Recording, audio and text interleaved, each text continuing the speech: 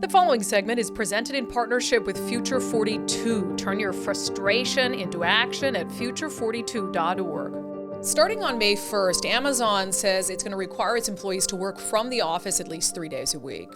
And this is really significant news. I mean, beyond what it might mean for Amazon and its employees, downtown Seattle has been suffering. It was suffering before the pandemic. The pandemic only exacerbated it. All the people who would be down there daily for work, et cetera, they weren't there. And so you really only had this, the people who were down there for nefarious reasons. You had people doing drugs, selling drugs, committing crimes, stealing from small businesses. And so the fact that Amazon is saying, okay, it's time to come back, it's time to work from the office, is a really significant development, and it's exactly what Seattle needs right now. But this really can't be an easy decision for Amazon, because it wasn't just, and I'm sure they'll never admit this, but this is about more than just the pandemic changing how people in tech worked and the realization that you can work remotely. The decision to hold off so long on bringing people back to the Seattle campus, I know for a fact, also had to do with the state of downtown and crime.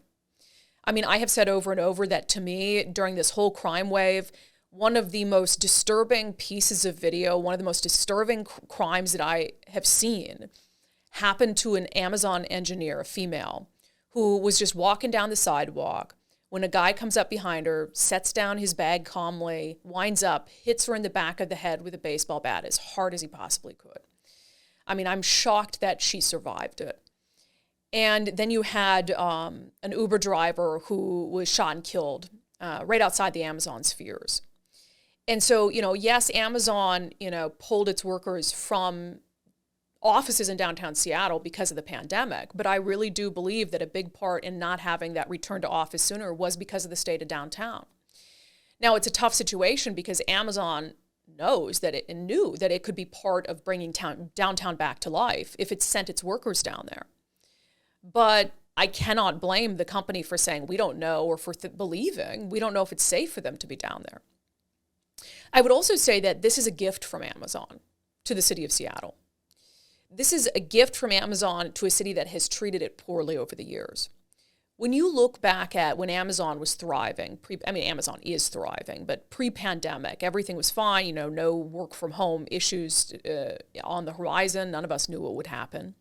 And you looked at the way that the city of Seattle treated Amazon as the enemy, truly as the enemy, pushing through a tax on high-paying jobs, Amazon saying, okay, well, we're going to start moving jobs over to Bellevue then. And now at this critical moment for downtown Seattle, Amazon is again stepping up to help, is again stepping up to say, okay, we're going to bring workers back to the office 3 days a week. We're going to help revitalize and save downtown Seattle. And this is an opportunity for the city of Seattle to show some gratitude to Amazon, to treat Amazon as a partner in its success. This is a chance for the citizens of Seattle to, this year, 7 council seats on the ballot. This is a chance for the citizens of Seattle to also step up and say, okay, we don't want any of these anti-business council members to keep their jobs. We don't want to elect any new anti-business council members.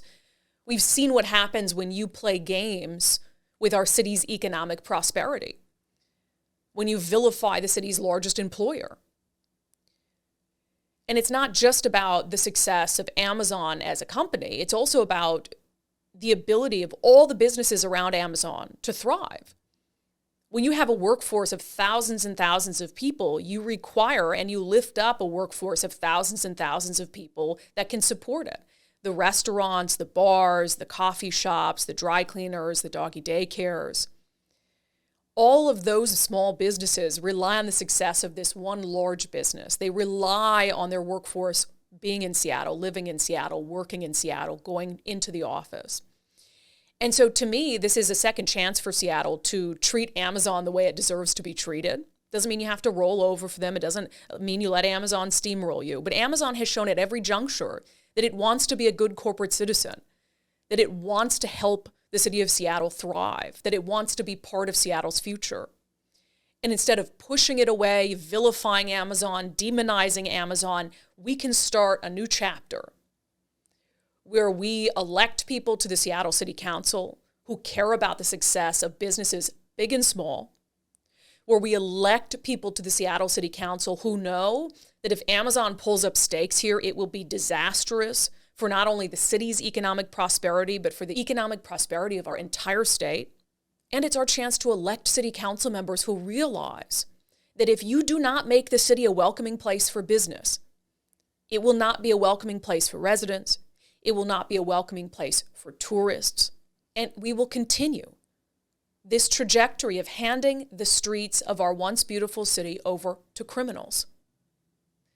This year, more than ever, Seattle and Seattle voters get to decide what kind of city it's going to be, whether we can get on a path toward living up to our potential as a world-class city, or whether we're going to continue to go down the path that we've seen for the last 3 years.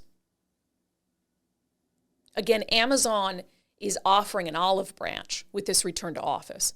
They might say it's about, business, internal operations, being able to function better as a company. And that's fine. I'm sure that has something to do with it. But in my estimation, it's also about trying to save downtown Seattle.